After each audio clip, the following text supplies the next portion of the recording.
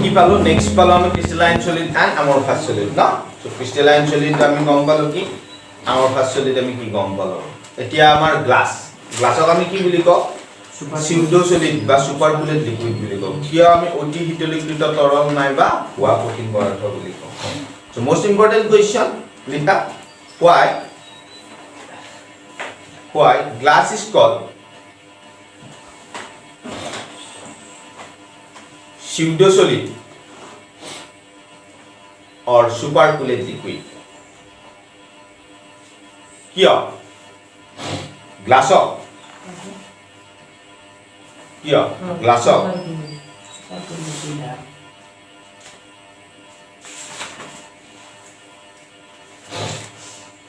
pseudo solid नाइबा pseudo solid নহয় অসমীয়া হোৱা কঠিন পদাৰ্থ নাইবা অতি শীতলীকৃত তৰল বুলি কোৱা হয় হোৱা কঠিন পদাৰ্থ নাইবা অতি শীতলীকৃত তৰল বুলি কোৱা হয় চাবা এতিয়া এনচিআৰটি বুকতে আছে মই কৈ দিছো লিখা এনসাৰ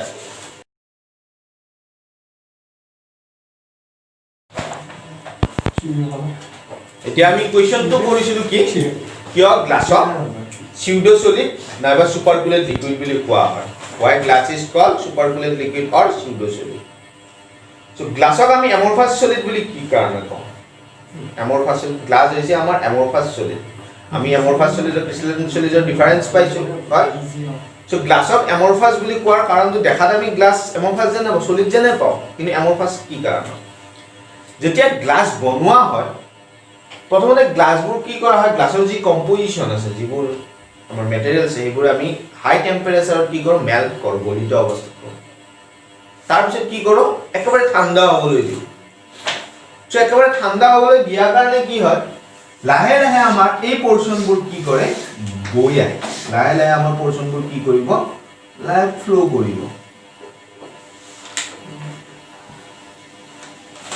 এইটো বৈ আহিব এই যে বই আই ফ্লো করে আমার তো সলিডে ফ্লো করে জানো নকরে যেটো আমি একেবারে ঠান্ডা হওয়ার পিছত কি বই আইছে ফ্লো কৰিছে সেই কাৰণে ইয়াক আমি কি বলো সুপাৰকুলেট লিকুইড বুলি কওঁ হয় আৰু যে এটো দেখা দি সলিড কিন্তু এই যে ফ্লো কৰে সলিডটো ফ্লো নকৰে সেই কাৰণে ই ফ্লো কৰে কাৰণে আমাৰ কি বুলি কওঁ সিউডো সলিড বুলি কওঁ হোৱা কঠিন পদাৰ্থ এই পৰিকল্পনাটো আমি কেনেকৈ গম পাওঁ এই পৰিকল্পনাটো গম পাওঁ পুৰণা ঘৰৰ বিল্ডিং বা আমি যে পুৰণা মেডিকেল আছে বা পুৰণা কিবা ঘৰ আছে আৰু তাৰে বিল্ডিঙৰ যিবোৰ গ্লাছ আছে এতিয়াৰ গ্লাছবোৰ ন পুৰণা গ্লাছবোৰ চাবা তেতিয়া ভাঙিলে দেখা পাবা তোমালোকে যদি ভাঙে তেতিয়া দেখা পাবা কেনেকুৱা হয় এখন গ্লাছ হয় এখন গ্লাছ কি হৈছে ভাঙি গৈছে সো ভাঙি যোৱাৰ লগে কি দেখা পাবা তোমালোকে এই যে সাইডটো চাবা এনেকুৱা ধৰণৰ দেখা পাবা মাজত কৰবাত একেবাৰে পাতল আৰু কৰবাত মোটা হৈ আছে যেতে ভাঙি দিম আমি গ্লাছ যেতে ভাঙি দিম আমি থিকনেসটো চাও সাইডটো চাও যেটো কাটে বুলি কও হাত লাগিলে কাটিব বুলি কও এই থিকনেসটো চাও এই থিকনেসটো দেখাবা কৰবাত একেবাৰে চেপেটা কৰবাত কি হৈছে মোটা হৈ আছে প্ল্যান কেতিয়া অনাব ইয়াৰ কাৰণটো কি এই যে বৈ আহিছে বৈয়াটো ফ্লো কৰোতে কৰবাত বেছি গৈ ৰৈ গল এখানে মোটা হৈ গল কৰবাত পাতল হৈ গল এখানে কি হ'ল ঠিকাৰ হৈ গল করে পাতল হয়ে তোলে পড়ছে হ্যাঁ এখানে গ্লাছক আমি কি বলি কও সিউডো সলিড নাইবা supercooled liquid most important question 2 marks থাকিব হ'ব যদি তোমালোকে এনসিআরটি বুকত চাই নিজে লিখি লব পাৰিবা কোয়েশ্চনটোৰ আনসাৰ যদি তোমালোকে লিখিব নোৱাৰা তেতিয়া হলে মই নোট দি দিম ইয়াৰে হ'ব সো আমি এটো কোয়েশ্চন পালো নেক্সট আমাৰ কি আছে আমি ক্লাসিফিকেশন পঢ়াই আছিলো So classification of solid no আগৰবাৰ পালো আমি কি is classification last class on the basis of nature of presence of the arrangement in their constituent particular arrangement or ওপৰত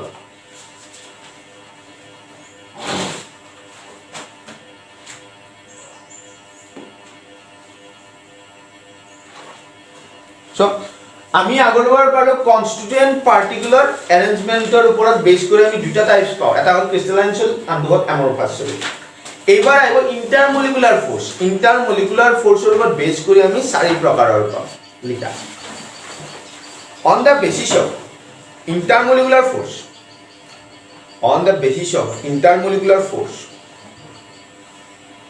solid are classified as, solid are classified as, on the basis of intermolecular force, solid are classified as molecular solids, আণবিক কঠিন পদাৰ্থ, কিতাপত ধুনীয়াকৈ আছে লিখি লোৱা, আণবিক কঠিন পদাৰ্থ, molecular solids। তাৰপিছত লিখা নেক্সট 2 নম্বৰ আয়নিক solids, আয়নীয় কঠিন পদাৰ্থ, আয়নিক solids, আয়নীয় কঠিন পদাৰ্থ।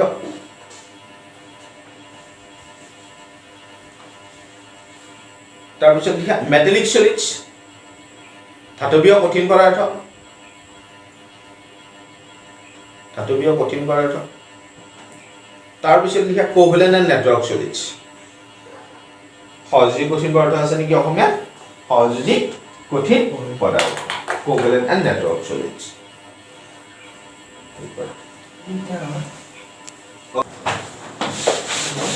So molecular force ওপৰত ডিপেন্ড কৰি, molecular force ওপৰত ডিপেন্ড কৰি আমাৰ আণবিক বলৰ ওপৰত হয় ডিপেন্ড কৰি আমি কি কৰো, সলিডক চাৰিটা ভাগত ভাগ কৰো। এটা হল আমাৰ কি molecular solids হয়, তাৰ পিছত কি আছে আমাৰ ionic solids, metallic solids আৰু covalent solids বা covalent network solids। So প্ৰথম আহিল আমাৰ molecular solids। So molecular solids, molecular solids, আণবিক solids। ইয়াক আমি তিনিটা ভাগত ভাগ কৰো। এটা হ'ব non polar, non polar molecular solids, এটা হ'ব আমাৰ পোলাৰ, পোলাৰ molecular solids, আৰু আনটো হ'ব আমাৰ H1 molecular solids। সো আমি নামটোতে গম পাম। সো এই molecular solids কি ফোর্স থাকে? ইয়াত ফোর্স থাকিব নন পোলাৰ, নন পোলাৰত ফোৰ্স থাকিব আমাৰ London, London dispersion force HS first year, state of matter শিকিছো আমি লন্ডন বিস্তাৰণ বল কি। সো আমাৰ অধ্ৰুৱীয়, অধ্ৰুৱীয় আণবিক কঠিন পদাৰ্থত কি বান্ধনি থাকে অনুবোৰৰ মাজত সদায়? আমাৰ লন্ডন ডিসপাৰশন ফোৰ্স থাকে, লন্ডন বিস্তাৰণ বল থাকে। তাৰপিছত ধ্ৰুৱীয় আণবিক কঠিন পদাৰ্থত কি থাকিব? Dipole, dipole, dipole, dipole interaction, dipole dipole. আৰ H1 molecular solids কি থাকিব? আমাৰ হাইড্ৰোজেন বান্ধনি থাকিব। H1 কি থাকিব? আমাৰ অনুবোৰৰ মাজত হাইড্ৰোজেন বান্ধনি থাকিব। গোটেইবোৰ আমাৰ কি হ'ব? All R soft and non conductivity, অৰ্থাৎ আমাৰ ইলেকট্ৰিক্যাল আৰ থাৰ্মাল কন্ডাক্টিভিটি পোৱা নাযায়, and very low melting point, very low melting point। একেবাৰে আমাৰ মেল্টিং পয়েন্ট কি হ'ব? গলনাঙ্কৰ মান একেবাৰে কম হ'ব। যেনে H1 ৰ উদাহৰণ আমি কি দিব পাৰো? আইস, আইস দিব পাৰো। ডাইপোল, ডাইপোলৰ উদাহৰণ কি দিব পাৰো? সালফাৰ ডাই অক্সাইড SO2 হয়। আৰু নন পোলাৰ কি দিব পাৰো? কাৰ্বন টেট্ৰাক্লৰাইড হয়, CCl4 এক্সাম্পল আমাৰ কাৰ্বন টেট্ৰাক্লৰাইড। মত দেখিব গতিকে আমাৰ ইলেকট্ৰিক্যাল কন্ডাক্টিভিটি ইহঁতৰ নাথাকে, মেল্টিং পয়েন্ট একেবাৰে কম হ'ব, আৰু আমাৰ কি হ'ব? কোমল হ'ব, সফট, ভেৰি সফট। আৰু গোটেইটাতে বান্ধনি কি থাকে? আমাৰ নন পোলাৰত কি থাকিব? লন্ডন ডিসপাৰশন ফোৰ্স, লন্ডন বিস্তাৰণ বল। পোলাৰত কি থাকিব? ডাইপোল, ডাইপোল ইন্টাৰেকশন, দ্বিমেৰু দ্বিমেৰু আন্তঃক্ৰিয়া বল। আৰু H1 ত কি থাকিব? আমাৰ হাইড্রোজেন বান্ধনি থাকিব। হল, লিখি লওক।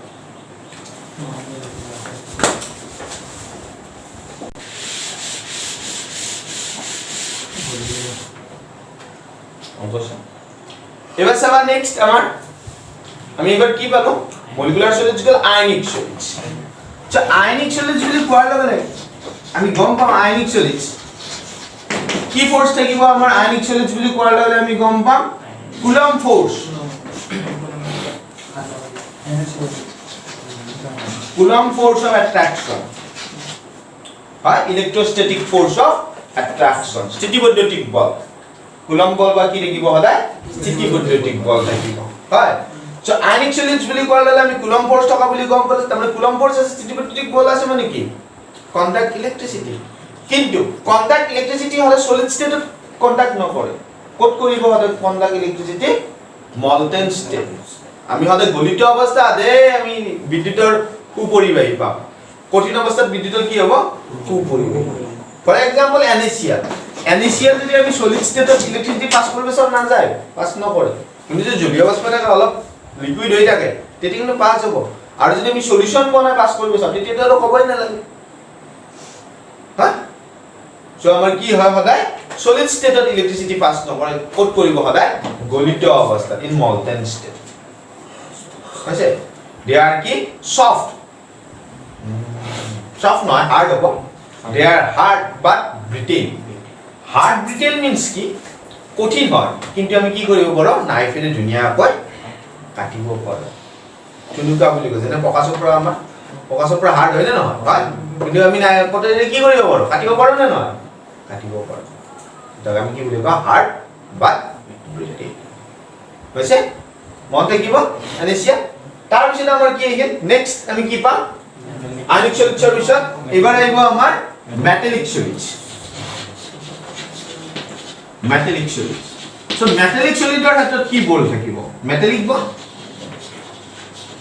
বন্ড থাকিব আৰু কি বন্ড থাকে সদায় মেটালিক বন্ড থাকে এই মেটালিক সলিডৰ ক্ষেত্ৰত কি হয় এটা পজিটিভ আয়নৰ চাৰিওফালে কি থাকে সদায় ঋণাত্মক আয়নে আগুৰি থাকে সি অফ নিগেটিভ ইলেক্ট্ৰন অৰ্থাৎ কি বুলি কওঁ আমি সি অফ ইলেক্ট্ৰন বুলি কওঁ ইলেক্ট্ৰনৰ সাগৰৰ নিচিনাকৈ কি বুলি ধনাত্মক আয়নৰ চাৰিওফালে আগুৰি থাকে সদায় মেটালিক বন্ড হয় একদম বহুত পৰিমাণে অসংখ্য পৰিমাণে ইলেক্ট্ৰন থাকে সি অফ ইলেক্ট্ৰন বুলি কওঁ ঋণাত্মক আয়ন হ'ব তাৰপিছত মেটালিক সলিডছ কি হয় সদায় হাৰ্ড হয় মেলেবল হয় ডাক্টাইল হয় and conduct solid and molten state দুটাতে ইলেক্ট্রিসিটি কি করে কন্ডাক্ট করে অর্থাৎ জলীয় অবস্থাতে আমাৰ ইলেক্ট্ৰিসিটি কি কৰিব সলিউশন অৱস্থাতে ইলেক্ট্ৰিসিটি যাব বিদ্যুতৰ কুপৰিবাহী হ'ব আৰু আমাৰ কঠিন অৱস্থাটো বিদ্যুতৰ কি হ'ব কুপৰিবাহী যেনে কপাৰ গোল্ড সিলভাৰ এবোৰ কি হয় সদায় মেটালিক সলিড মন থাকিব হা লিখা covalent or network solids covalent or network solids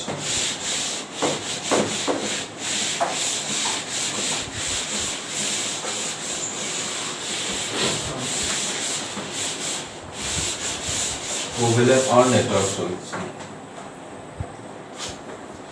বুঝছে so covalent or network solids কি হয় covalent or network solids আমি যদি চাও covalent solids বুলি দিলো তো কোভ্যালেন্ট সলিডছত কি হয় আমাৰ হাতে কি বন্ধ থাকে কোভ্যালেন্ট বন্ধ থাকে আমি যদি एग्जांपल চাব যাও আমি দুটা পাম হয় আমি সাধাৰণতে ডায়মন্ড লও ডায়মন্ড কি আছে কোভ্যালেন্ট বন্ধ আছে কাৰ্বন কাৰ্বন আমি গ্ৰাফাইট লও পাৰো কি লও পাৰো গ্ৰাফাইট লও সো ডায়মন্ড কি হয় বিদ্যুতৰ কুপৰিবাহী হয় ইনসুলেটৰ ডায়মন্ড হদায় কি হয় ইনসুলেটৰ হয় বিদ্যুতৰ কুপৰিবাহী কিন্তু গ্ৰাফাইট কি হয় বিদ্যুতৰ কুপৰিবাহী কন্ডাক্ট ইলেক্ট্রিসিটি বাবা কন্ডাক্ট কি হয় ইলেক্ট্রিসিটি ডায়মন্ড কি হার্ড গ্রাফাইট কি সফট গ্রাফাইট সফট ডায়মন্ড কিন্তু কি হয় হার্ড গতিকে আমি কোভ্যালেন্ট সলিডে ডাইরেক্ট কব নোৱাৰো কোনটো হাৰ্ড কোনটো সফট হয় কোনটো ইলেক্ট্ৰিক্যাল পাওয়াৰ কন্ডাক্টিভিটি আছে কাৰেন্ট কন্ডাক্টিভিটি না আমি ডাইৰেক্ট কব নোৱাৰো ধৰিব পাৰিছা হ'ব তো লিখা কোয়েশ্চন মই কোয়েশ্চন কৈ আছো what is metallic solids What is metallic solids? Explain it. 2 marks. What is metallic solids? Explain it. ধাতৱীয় কঠিন পদাৰ্থ কি? ব্যাখ্যা কৰা। ধাতৱীয় কঠিন পদাৰ্থ কি? ব্যাখ্যা কৰা। Next question লিখা।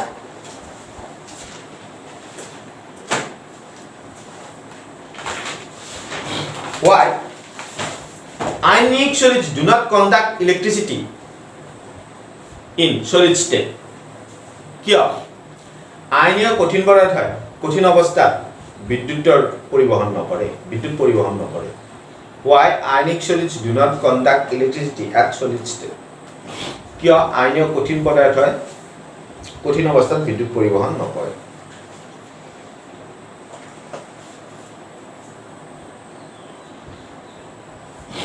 Give one example of Give one example of hydrogen bonded molecular solids or covalent solids. Give one example of hydrogen bonded molecular solids or covalent solids. 1 plus 1 mark, 2 marks. 1 plus 1 mark, half plus half 1 marks. Hydrogen bonded molecular solids or covalent solids. So আমি next class আৰম্ভ কৰিম crystal lattice আৰু unit cell.